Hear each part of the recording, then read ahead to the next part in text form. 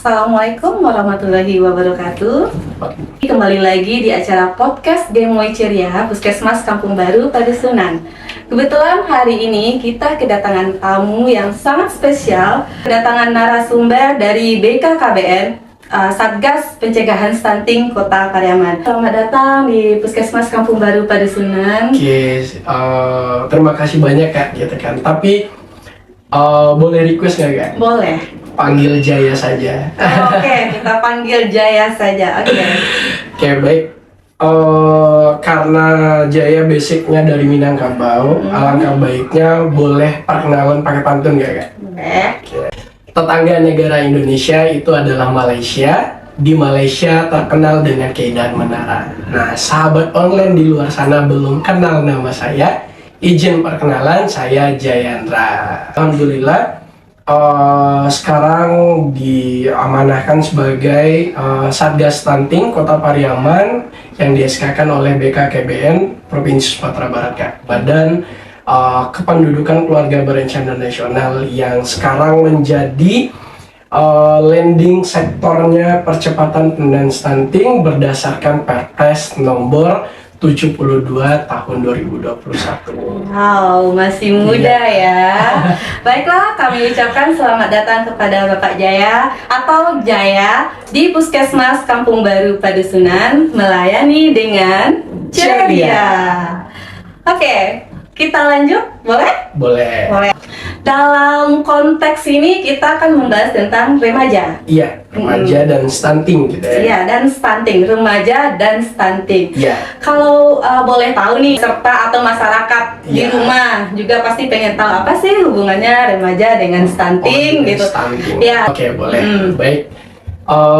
Jadi secara sederhana ya, Kak. Iya. Secara sederhana bahwa stunting itu kita artikan kondisi gagal tumbuh. Nah, kondisi gagal tumbuh anak yang ditandai dengan kekurangan gizi atau lain sebagainya. Tentunya kalau masalah ini yang jagonya itu tentunya Kak dari Puskesmas gitu ya Kak. Nah, tetapi di sini ada hal yang baru. Kira-kira biasanya kalau masyarakat tahu stunting itu adalah anak bayi gitu Iya. kan. Nah, tetapi apa kaitan antara remaja dengan stunting? Oke. Nah. Kita coba kupas sedikit nih Kak. Boleh. Oke, kita kupas Perpres nomor 72 tahun 2021 tentang percepatan penurunan stunting di Indonesia. Itu ada sasarannya dari hulu. Nah, sasaran hulu ini adalah remaja. Karena kita tahu bahwa remaja itu akan menjadi orang tua. Kalau di Minangkabau ya kan, ada kalimat Sadion Payung Sabalun Sabalun Hujan. Jadi yang lebih kita coba advokasi dan KI itu adalah remaja. Karena remaja yang akan menjadi ibu nantinya, remaja yang akan menjadi ayah nantinya, agar kita dapat mengantisipasi lonjakan lahirnya anak stunting gitu. Oke, berarti remaja peran yang sangat penting dalam pencegahan stunting. Kalau gitu, kira-kira apa yang bisa dilakukan oleh remaja dalam menjalankan kehidupan sehari-hari untuk menuju mungkin remaja bakal berumah tangga, bakal punya anak gitu kan? Apa yang harus mereka lakukan dari sekarang? Oh, dari sekarang. Oke. Tidak mungkin kan stunting munculnya ini terus ininya pencegahannya langsung satu hari jadi selesai, tidak mungkin. Pasti ada waktu jangka panjangnya dari remaja. Kalau kita kalau kita merujuk ke hulunya pasti jangka panjangnya yang kita bahas di sini. Apa yang harus mereka lakukan sebagai remaja untuk kelaknya gitu. Nah, jadi hal ini juga relate ya Kak? Relate dengan program-program yang ada di Puskesmas, baik itu posyandu remaja.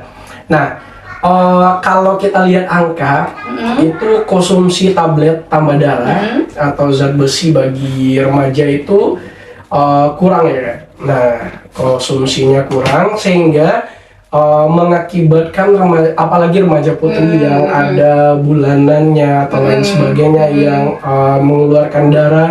Nah, itu sangat dituntut harusnya untuk konsumsi tablet tambah darah gitu. Tablet tambah darah. Nah, dan satu lagi, peran remaja seperti apa? Oke, tentunya teman-teman remaja di rumah yang nonton podcast Gemoy Ceria ini, ya itu pasti kira-kira apa yang harus saya lakukan gitu kan. Nah, yang pertama gampang dan mudah saja. Apa yang pertama? Kita harus aware dulu, kita harus peduli dulu, kita harus belajar dulu tentang stunting ini apa. Nah, stunting ini sudah kita jelaskan tadi, kondisi gagal tumbuh. Nah, artinya kita harus prepare atau harus merencanakan kehidupan kita nanti agar tidak lahir dari rahim kita atau dari rahim calon ibu nantinya anak-anak yang stunting gitu. Dan yang kedua, kita harus banyak nih Kak, mulai dari remaja, kita harus konsumsi makanan yang sehat. Apalagi sekarang lagi doyan-doyannya yang instan, junk food atau lain sebagainya yang akan berdampak buruk bagi dirinya dan anak-anaknya nanti gitu. Iya, terima kasih Jaya. Kebetulan ini kita di Puskesmas juga ada program tablet tambah darah. Tablet tambah darah, itu iya. sudah kita lakukan ke sekolah-sekolah juga.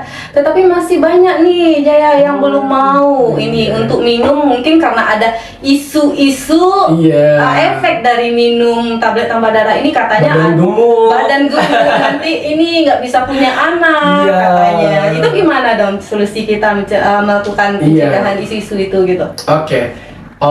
Mungkin wajib apa enggak kita harus minum tablet tambah darah? Kalau bagi Jaya itu wajib Kak. Wajib ya. Gitu. Nah, tapi banyak juga yang kita temukan di lapangan dalam melakukan edukasi, banyak mindset atau opini yang tidak jelas Kak.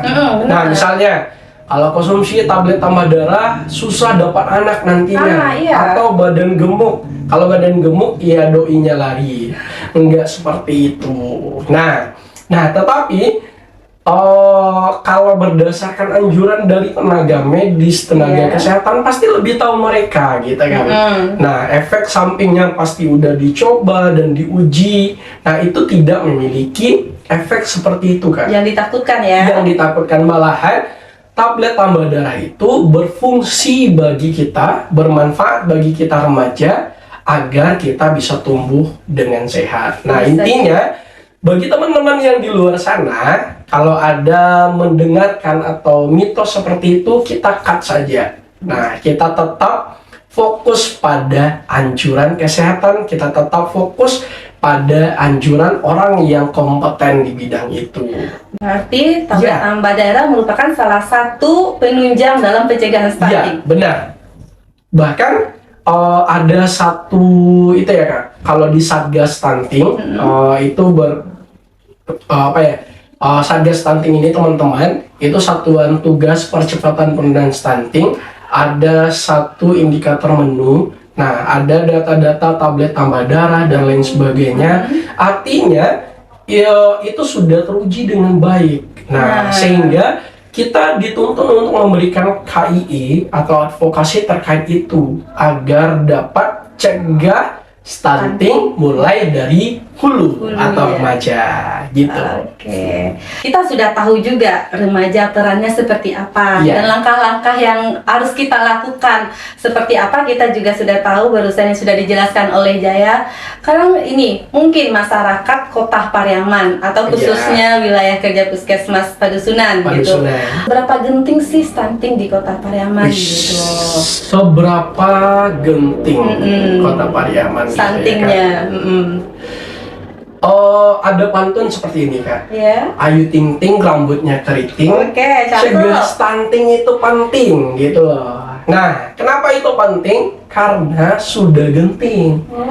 Nah, bahkan kalau kita beranjak dari data ya Kak, baru semalam nih, semalam rilis dari Kementerian Kesehatan dari SKI, Kota Pariaman itu angka stunting di tahun 2023 itu 17,7%.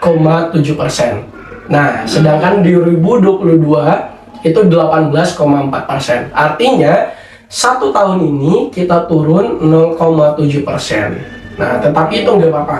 Nah, itu hasilnya survei ya. Nah, tetapi kalau seberapa genting artinya kalau kita persenkan itu sama halnya 1 di antara 5 anak di Kota Pariaman itu stunting. Nah, hal ini dapat kita cegah dengan cara memperbaiki pola makan kita, dengan cara memperbaiki gizi kita. Nah, bahkan ada mindset juga nih Kak. Ada mitos yang kurang baik juga nih. Nah, anggapan masyarakat bahwa gizi itu mahal. Ya. Nah, apalagi Kota Pariaman tidak kurang dengan gizi.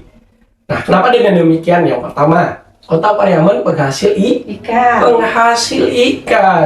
Bahkan gampang untuk mendapatkan ikan. Benar. Tetapi kita bagi remaja nih Kak, lebih suka makan seblak. Harganya berapa? Harganya 15.000. Kalau kita beli ikan dan kita olah dengan masakan dan lain sebagainya yang dapat meningkatkan gizi kita. Artinya yang membuat gizi itu mahal adalah mindset kita. Nah, padahal pangan lokal atau lain sebagainya bisa kita manfaatkan agar dapat meningkatkan gizi kita. Jadi anak-anak teman-teman di luar sana yang hobinya makan seblak, kita rubah lagi mindset kita tentang bagaimana kita dalam memenuhi gizi kita. Gizi kita masa remaja. Kenapa? Kata Bapak Jaya tadi bahwa gizi itu sebenarnya tidak mahal, cuma mindsetnya yang mahal. Jadi mulai sekarang mari kita rubah mindset kita ke arah yang lebih baik, yang mana harus memenuhi gizi yang lebih baik juga. Sebelumnya mungkin kita sedikit kupas terkait upaya pemerintah dulu ya kan? Boleh. Nah, karena sekarang pemerintah itu dituntut untuk saling bahu-membahu. Nah, dalam percepatan penurunan stunting, terkhususnya di Kota Pariaman. Nah, jadi Kota Pariaman itu ada tim percepatan penurunan stunting yang dibentuk dalam lintas sektor. Ada OPD KB, Bapeda, ada dari kota dan lain sebagainya, dinas kesehatan yang membahu nih Kak untuk menyasar dan percepatan penurunan stunting di Kota Pariaman. Nah, tentunya kalau usaha dari pemerintah sudah maksimal, tetapi kitanya yang nggak mau, itu percuma saja. Nah, jadi kita coba kupas sebelum penutup ini. Kira-kira apa sih upaya yang harus kita lakukan? Oke, yang pertama tentunya kita tingkatkan pengetahuan kita terlebih dahulu tentang stunting, upaya pencegahan, gizi dan lain sebagainya, agar kita lebih peduli, lebih care dengan diri sendiri dulu. Nah, kita beranjak dari diri sendiri, nanti kita sasar keluarga kita yang terdekat, nah baru menyebar istilahnya sistem jaring gitu ya kan. Nah, dan yang kedua, upaya yang harus dilakukan remaja tentunya siapkan pernikahanmu. Nah, artinya segala sesuatu yang direncanakan itu akan berbuah hasilnya dengan baik gitu. Karena ada sebuah riset juga, ada sebuah penelitian juga bahwa nikah muda, apalagi di usia 16, 17, itu sangat berdampak terhadap anaknya nantinya gitu. Dan baru yang terakhir, yang menjadi upaya yang dapat kita lakukan sebagai anak muda, upaya yang dapat kita lakukan sebagai anak muda yang terakhir, itu tentunya balik ke keyakinan kita, balik ke upaya diri kita sendiri, bahwa generasi yang akan kita lahirkan itu tergantung apa yang kita lakukan sekarang ini. Nah, ketika kita tanam dengan gizi-gizi yang baik, maka generasi yang lahir akan bergizi dan pintar. Nah, karena ini anehnya ya Kak, kita pre-wed misalnya, pre-wed habis modal 3 juta, tendanya habis 10, cateringnya habis 20, habis nikah kita apa lagi? Tidak punya modal lagi Tidak ya. punya modal lagi, bahkan jangankan modal untuk makan, modal untuk usaha ya Kak, Iya. modal untuk makan saja susah gitu. Ya benar, itu kan mindset awal. Iya, intinya rencanakan, karena segala sesuatu yang direncanakan akan berbuah hasilnya Benar. dengan baik. Dan jangan lupa satu lagi, harus saling bahu membahu kan. Iya. Nah, karena pantunnya seperti ini. Weh, boleh pantun lagi nggak Kak? Boleh, kita orang Minang emang disuguhkan pantun ya. Ya, makanan yang bergizi itu tahu, makanan yang nikmat itu keju. Nah, jangan lupa kita saling bahu membahu untuk keluarga kita yang lebih maju.